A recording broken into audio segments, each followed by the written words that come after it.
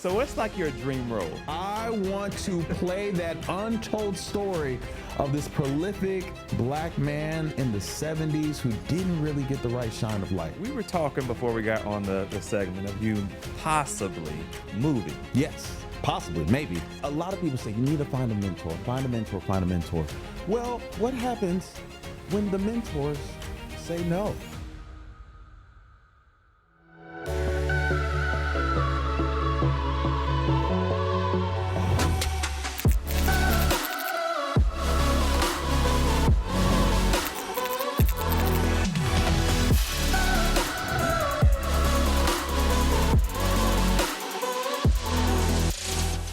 Welcome to another episode of Live the Grace Life. I'm your host, Corey Holman, and today we have a special guest, and this guy is awesome. He's phenomenal. He's becoming a good brother. And so before we get started, I want to make sure that you all pick up a copy of my new book, Marketing That Matters. It's hitting Amazon literally right now. You can buy it. Or go to coreyholman.org and get yourself a copy. This is a book that is great for entrepreneurs who want to experience growth and success with proven strategies and methods to market your business. So go get Marketing That Matters at on Amazon or coreyholman.org. All right, so let's get into this episode. I'm so excited. We have Warren Burke from Los Angeles. What's up, sir? What's up, man? We're here. We are here. You're doing a podcast. I'm on it. You got a camera there. We got a camera there. We got a camera there. We got people behind the camera. This is a full production. I'm happy to be a part of it. So you're in Albany, Georgia. Yeah, I'm in Albany right now. How does that feel? It feels great, dude. It feels really good. You know, I've been in Los Angeles, California for the last 15 years pursuing this career of mine, which is an acting career, crazy enough. Yeah. And in the realm of in the entertainment industry, LA is kind of synonymous to it. So for me to be here in Albany, it feels like a perfect break from the hustle and bustle. It may be palm trees. It may be beautiful weather. It may be, I know you're married, but beautiful women as well, okay? However, it is a great break from it all. Just to be here, Southern living, Southern hospitality, people saying, yes, hey, how you doing? Yes, ma'am. What's gonna be? Yes, ma'am, no, sir. Yeah. And let me help you with that. I'm loving it, man. Albany's great. So for those that don't know Warren, he has been featured as Uncle Danny in Family Reunion on Netflix. That's correct. It's a great show. I promise you. It reminded me of, for those who used to watch Family Matters, like that old Southern type of feel, family oriented, and bringing that to Netflix I thought was just beneficial. But he was on that episode and many different episodes of Family Reunion. Also a sergeant in, what's the movie Dead again? for a Dollar. Dead for a Dollar? Where yeah. can they find that movie? That's on Amazon currently right now. You can see Dead for a Dollar. It's a wonderful Western featuring Christoph Waltz, Willem Dafoe. Christoph Waltz is in Django Unchained, and Willem Dafoe is the Green Goblin in Spider-Man. And Rachel Bronsonhan, who is his Mrs. Marvelous Maisel, which is also on Amazon, and myself as well. Okay. Yeah. So that's four, That's exciting. Thank you, man. I appreciate it. I'm excited for you. Thank you. Listen. I feel excitement. Thanks, bro. I'm excited too. So what's like your dream role? Like let's dive into that. Great question. What's my dream role? Well, number one, but no matter what the role is, I really want there to be not only a role that I can contribute a slice of life, of what I like to say, an opportunity to portray a certain character from its core. I'm a huge fan of human beings and psychology. Certain people like, plants, or certain people like, cars. Mine is humans. I love humans and loving, especially in this realm that I'm in, to dive deep into the psyche of a different person than myself. So at its core, to beautifully and lovingly dive into that slice of life while also having an element of creative control. A lot of people think that when you become an actor, I can do whatever and say whatever. No, you can't. You have to say these lines. So moving forward, as far as the dream role, I would love some element of, when you see, for example, Issa Rae is an executive producer on the show. She has a say-so of how this is going to roll and how her role is going to be displayed, and several other artists do the same thing. So one is to have creative control, but to actually put a label on it, Bro, I want to play Teddy Pendergrass. Oh, wow. I do. Wow. I want to play that untold story of this prolific black man in the 70s who didn't really get the right shine of light. Now, if you look at the press, Lee Daniels has acquired those rights. I think he tapped Tyrese to play that role, and for some odd reason, I guess friction with the family wasn't able to come about. But if it were up to me, man, I would love an element to play Teddy Pendergrass. I mentioned that because I was a little sad because I was like, oh man, Tyrese got it and Lee Daniels and well, that's over. But then I thought about like how many Michael Jackson movies have there been? There have been a great Michael Jackson, but there have been several other Michael Jackson movies and several other, Whitney Houston movies as well. So I really hope, I pray in this beautiful time spent in my 30s that I get the beautiful chance of playing Teddy Pendergrass. I would love y'all hear it now. So you got somebody that wants to play the role now. Just contact Warren, all right? All right, so what got you into acting? Like, let's start from the beginning. Like, were you always into acting, even as, in high school, middle school? Yeah, that's a great question, man. What got me into acting is, when you get into an industry that you weren't planning on getting into, I mean, me, myself, went to Tennessee State University, got my bachelor's in business and administration with a concentration in marketing. Wow. And so I know, it's crazy. For me to have done that entire matriculation and not think anything about theater. I mean, before then I was guardsman number 4 in the Three Musketeers in 10th grade. And because of my role in that, my acting teacher at the time, she said, you need to come back next year and try out for the main play, for a lead. And sure enough, my father wanted me to switch schools, and it's a whole thing. We've done a lot of therapy, all is well. But I didn't really get to really invest time and energy into this craft. But now that I'm in it, I can trace my dots backwards and see little nuances that really propelled me into the role that I am today. I remember seeing, and I'm so happy that you mentioned Family Matters, because one of the most vivid memories that I have is when television was television, and we all had to sit around that TV and talk or wait for the television show to come on. We had to wait for the television show to come on. No Netflix, no Amazon Prime. No on demand, no streaming. We had to wait for the show to come on. And when Family Matters came on, my mother, my sisters, my grandma, my great-grandmother at the time who was living, we all watched that show. And I would watch this young black boy totally transform the emotional state of my family. Like, how did this little black boy saying, did I do that? How did he do that? And he doesn't even know them. So that's when my eyes first got there. And then I saw the Oscar Mayer Wiener commercial. I was like, oh my God, I can do that. I can do that. Hey mom, which is what I did. Hey mom, how do I become a commercial, get on that commercial? And she's like, oh my gosh, she kind of dismissed it or whatever. And I was like, oh, okay, I guess, well, I shouldn't worry about it then. And then here we go to Three Musketeers years and years later. And I did that and got this validation from this woman, but never thought too much of it to continue on. It wasn't until I graduated from college and I started my corporate job that I was working at the Des Moines Register in Des Moines, Iowa. Crazy enough, Des Moines, Iowa, out of all places. Yes, I was one of 7 black people in the entire city. Oh, in the whole state? In the whole state. But while I was there, it was the first time my awareness was heightened as to who I am and how I present myself to this world. Because I'm no longer under my parents' roof. I'm no longer in this bubble that is college. I'm now on my own. And while I was here in this corporate setting, I'm noticing how people are saying, man, Warren, you're just so extra. You're so animated. You're so enthusiastic. So this, so much. Like, why do people keep saying that I'm so this? Another example was one of my favorite shows was The Office. I love The Office. And I remember watching the show. And if you know the characters, there's Jim and Pam. They're one of the characters, 2 of the characters. And I would say, man, it'd be so funny if Jim and Pam ended up doing X, Y, Z. And then it would happen. It's a brand new episode that I didn't even see coming. Brand new episode. And then they did the thing that I was like saying. I was like, wow, how did I know that?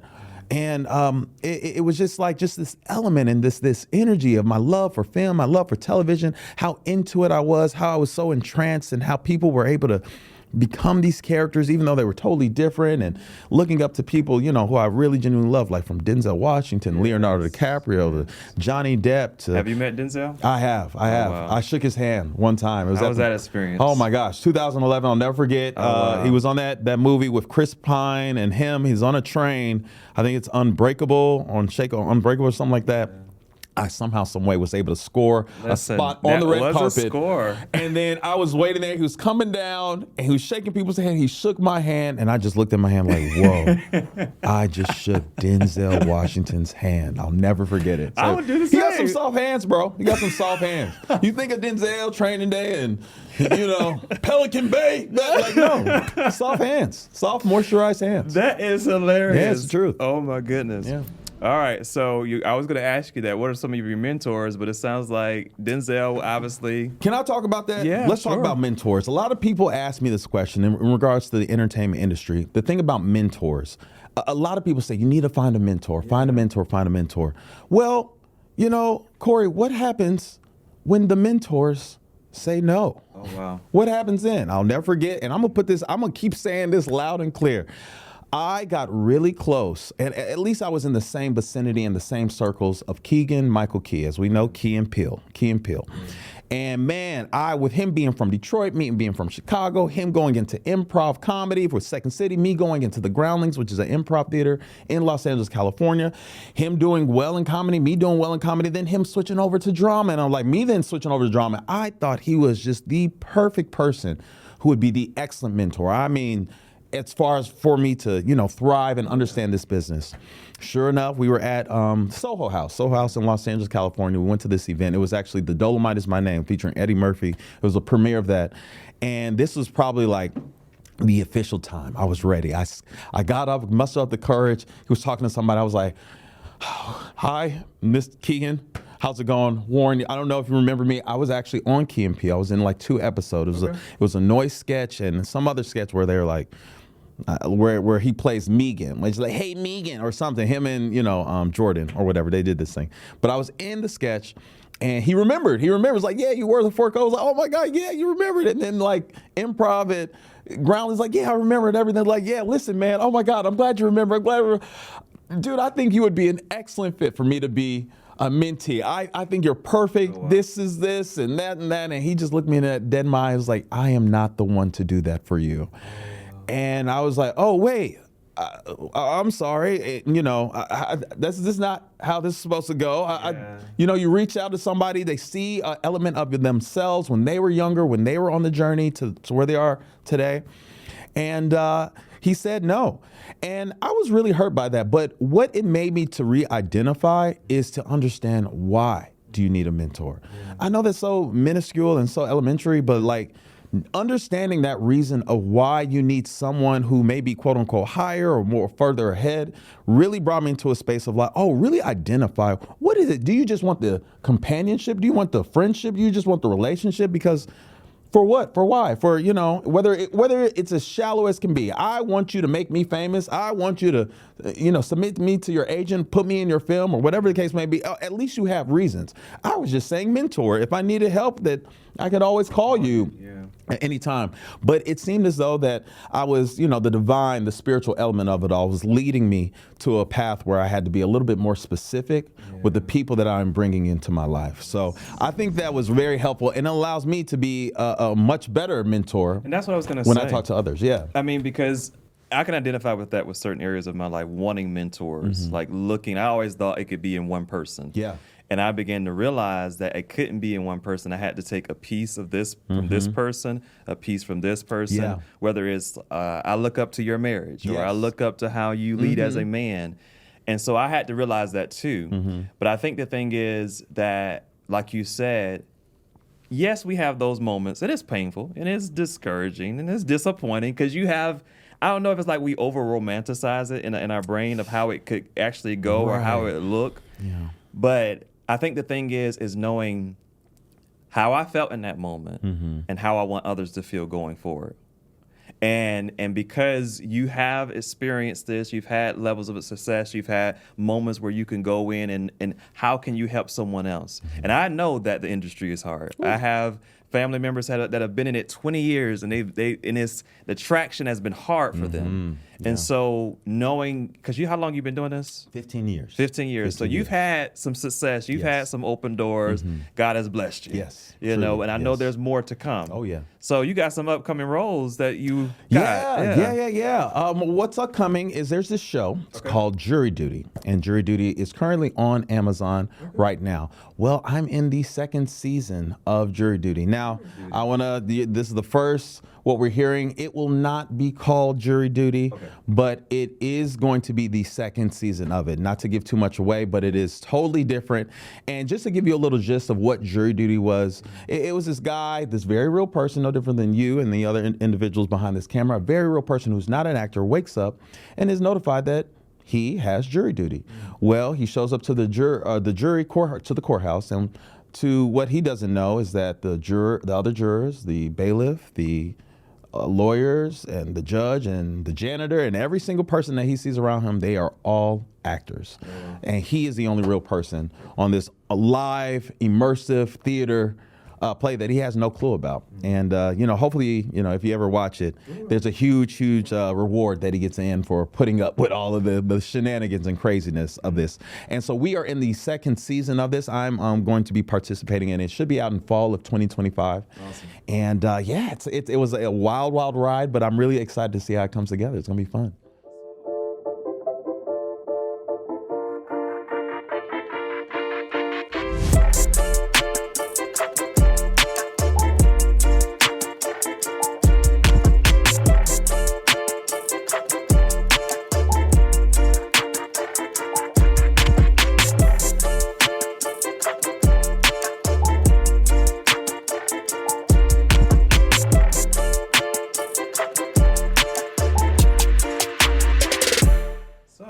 We were talking before we got on the segment of you possibly moving. Yes, possibly, maybe. So I don't know. You let me know.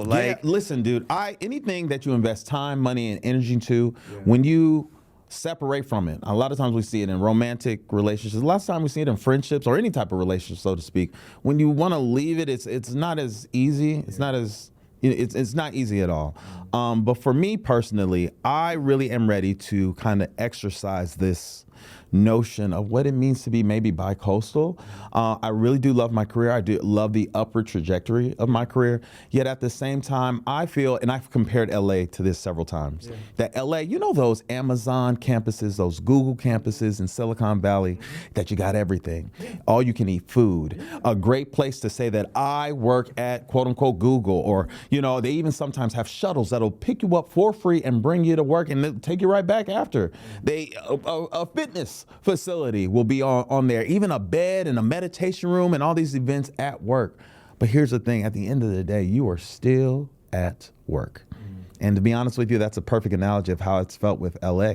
I felt like no matter what, no matter the infinite potential, because it is infinite, there is no glass ceiling in the second largest city in America, that is Los Angeles, California. You can keep going and going and going. If you want to be a florist, you will be the best florist. You want to be an actor, you'll be the best actor. You want to be a jeweler, you'll be the best jeweler in this town. At the end of the day, you got to know that you are still at work. For me personally. So now, with it being 15 years, I'm on the track to identifying what is home. Where's my soul at? I'm single. I don't have any children. And for me to be at the age that I am in my 30s, I really do feel that it's a beautiful time to kind of exercise that and venture out to see not only how can I do this by coastal life, by traveling to and from LA, and, because now, ever since COVID happened, a lot of auditions are all self-taped. So really can just be about anywhere, which you've helped me, thankfully enough, with a few auditions.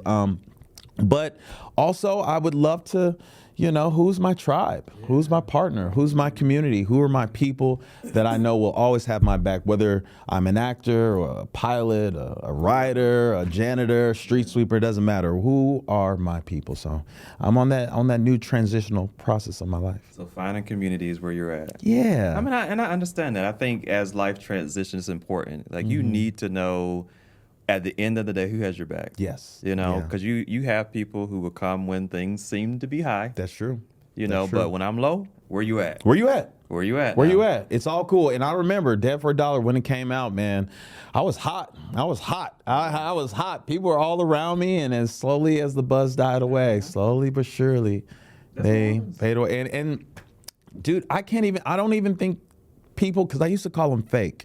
I used to be like, oh, you're phony and not real and artificial, but I don't think that's the case. I think, again, human beings. It's human nature, and I think the thing is, I don't judge people based on that. Right. I realize that people come. Tyler Perry says this: people come into your life for a reason and a season. Okay. When he's in his deep conversations. Yes. But it's the reality, and you have to understand who comes for what reason.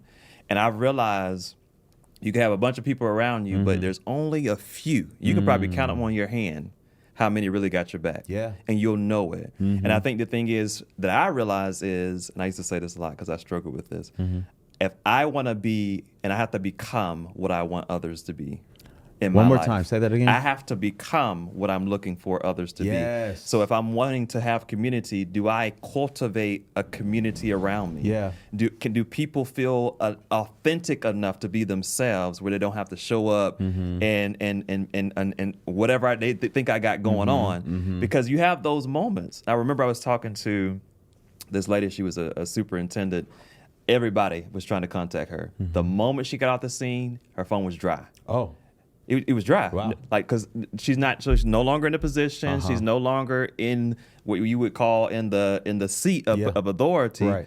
They ain't contacting her no more. Right. So those things happen, and it's having to have that balance of the emotional, the mental, all those things of how do I navigate this, and who's really with me. Period. Right. I love that, and I love that you mentioned the. Some people are in your life for a reason, some people in for a season, because going back on the question about mentorship, I have genuinely felt like I've had even though that situation didn't happen correctly with Keegan or to what I wanted to have happen, I do feel as though that I've had seasonal angels to take care of me in that season. So I may not have gotten the big what I thought, in this case, let's just call him the Wizard of Oz. Maybe didn't get the Wizard of Oz, but when I look to my left and I look to my right, I see the Scarecrow. I see my Tin Man of the people who were on this journey with me together, also kind of making sure that they can help me and intertwine with their own knowledge and their own experience into getting me where I need to go. So I do agree. So I'm going to ask you this, and this may get a little personal. Go ahead. So I want you to dive in, because I know acting and being an actor is not what people often think. There is a lot of struggles that come with it. I mean, it can be financially, it can be personally, trying to get the roles, all these things like building the reputation, building the relationships. And I know we have a short time, but what was that like in these last 15 years? Like, honestly. Well, I'll put it down into numbers. Men lie, women lie, numbers don't. And for every success that you ever seen me do, and you total that all up, times that by 5, and that is how many no's that I have gotten. That's how much rejection I've gotten, and that's me being nice. I don't even really know the real number, but I know it's around there, if not a little bit more. There's an element of callous that you have to have for rejection. And not only that, but being an actor, especially in my earlier days, this was a tough lesson to get. Warren Burke, who I am just sitting here talking with you, versus Warren Burke, the actor, those are two different things. That is my product. Warren Burke, the actor, is my product. So if someone doesn't want, for example, mustard from Heinz, is like, okay, somebody don't want mustard. Somebody don't, Warren Burke, the actor, Warren, who I'm myself, Warren, can't get upset that somebody doesn't want Warren Burke, the actor. I used to personalize it, something about me, my talent, what am I doing wrong, yada, yada, yada, because I'll tell you, man, what's worse than hearing no is hearing nothing. Absolutely nothing. Just getting ghosted by this thing that you prepped for and you were salivating for this role, and let alone the monetary value of how this can shift and change your life. You just kind of have to be grounded at all times and be ready for this. But also, here's the second thing. Also take an extraordinary approach of love for yourself. Really finding ways to take this self-care to another level. It's no more like, oh, let me just get a massage here and there, get my nails done. Like, no, prioritizing loving on yourself. Because dive into that. Yeah. What do you do? Me personally, I'm a huge fan of meditation, and a huge fan of meditation, a huge fan of small goals. I never be like, I'm not the guy who I got to meditate 5 days a week. No, too egregious. I just want to meditate 10 minutes, twice this week. 10 minutes twice this week. Surely enough, I'm going to, once I'm in the 10 minute, I'm like, oh, I can go a little bit longer, like maybe 10 more minutes. Oh, I did already twice this week. Sure, I can go one more day. And what always comes out is, oh, wow, I've meditated 5 times this week because of these small goals. No different with the gym. I love fitness. I think fitness has come into my life at a point of really allowing me that it's more than just muscles. It's more than just, trying to get the 6-pack for summertime. It is all about really, and it's not even mental. It's putting yourself willingly in a position where you are meeting resistance. Where you are meeting resistance. I think we all need it because life is already going on life. You think in 2020 we all saw that COVID-19 would be as resistant to our health and to our families, to our relationships, to our careers like it was? No, but if you were in a space of lovingly putting yourself in this realm of resistance, it wouldn't have hit so hard. So those elements of meditating, working out, making sure at least once a week I am specifically doing something I love to do. Currently right now that's pickleball, which is really fun. I love pickleball. It's really cool, tapping into the competitive element of myself. And then lastly, each quarter, all 4 quarters, I make sure to schedule one weekend of a personal retreat. Wow. I say the same thing. Do you? I say the exact same thing. We're here. I say it every time because entrepreneurs are always like, well, how do you avoid burnout? I have to figure out something every quarter. Now, here's a question, because if you don't mind me saying, go ahead. Know you're a family man, know you're married, know you have a child. On these retreats for yourself, do you go away by yourself or do you bring them with you? Well, see, I have to bring my family with me. Why? And the reason why, because if I leave my wife, she's going to be mad. So I wonder that, that work-life balance, because that's her love language. Traveling and eating are her love languages. So if I left her, the house would be in uproar. Because that's the time for her. But what I do is, this is how I do it. So if it's a full week, that first 2 days, I'm detoxing whatever frustrated, whatever disappointments I've had, whatever stress I've had, whatever is in Albany, Georgia, those 2 days, because it takes me about 2 days to process all of those conversations. Because every day I'm listening to people. By that 3rd day, I'm fresh. I have a fresh mind. And I'll tell you this, Warren. We went, March was our first quarter. We went to we got an Airbnb in Florida. Can't remember the city name, but it was not a well-known city. Even better. But it was a nice place. We rented all of it. And so by that 3rd day, I was praying, what's next? Where are we going next? And you're standing and sitting in what's next. What was next? Get out. So when did you have this retreat? This was in March. Wow. I prayed and I said, God, all right, I got chills. What's going next? So every time I go on a retreat or go on any type of break, that's what I do. Wow. So I know, because it's the only time I can actually get away and actually think creatively in a larger scale. And so I didn't even know this place was in existence. So those that don't know, this is Innovate Hub right now in a podcast studio with Warren. But this was something that was in my vision. I just forgot. And Warren, I know you have things, and I'm a person that, and we can probably dive into this later, but I write goals down in my notes. And it could be 5 years ago, 4 years ago. Well, I wrote this in 2022. And I explained in there every detail of the building. I'm standing in every detail of the building. I said 10 office spaces. There's 10 office spaces in this building. Shut up. 2 podcast rooms. There's 2 podcast rooms in this building. Photography studio. We have a photography studio. And I said a workshop space, which we have upstairs. Wow. Conference rooms. And then the other thing was, it was one other thing. I can't remember the other thing. But all of those things are in this space. No clue that this was already in existence. I just had to come in. But the point of what I'm saying is rest. You have to have those moments of rest. Come on. And when you do, be intentional on detoxing what happened. Because I had disappointment. Like I've had, and I know we're kind of wrapping this up, but I had a lot of disappointment before the year began. So I had to detox all of that, of course, to prepare for what was next. You had to let some stuff go. to bring in this new person? People, things, roles, situations. Wow. And the birth of my child. Oh, and, All of that. oh my God. Wow. But I'm saying all that to say we're standing in something because the power of rest. We're going to have a part 2. I'm with it. All right. I'm with it. Yeah. A part 2. This is great. I got to wrap this up. I know. This is fun. But I'm really excited because Warren shared some really good information. Check out some of his upcoming work, Jury Duty. I know that's not the name, but it's going to shift. 2. Jury Duty 2, it'll be on Netflix. Amazon. There you go. Amazon, fall 2025. You all can check out his work. Follow him on social media. What's your social Warren S.L. Burke across all mediums. Warren S.L. Burke. All right, you got it. We'll put it on the screen. For those that don't know, this is Live the Grace Life. Make sure you subscribe on to this channel. Make sure all platforms, Apple Podcasts, YouTube, all of them, subscribe. And if, again, one last shameless plug, make sure you check out this book on Amazon, Marketing That Matters. I promise you, these are proven methods and strategies for you to take your business to the next level. Thank you again. Thank you, Warren. Thank you. You've been awesome. Appreciate it, sir. Of course. Yeah. We'll have him back again. Thank you for joining us for Live the Grace Life. Y'all be blessed. Peace.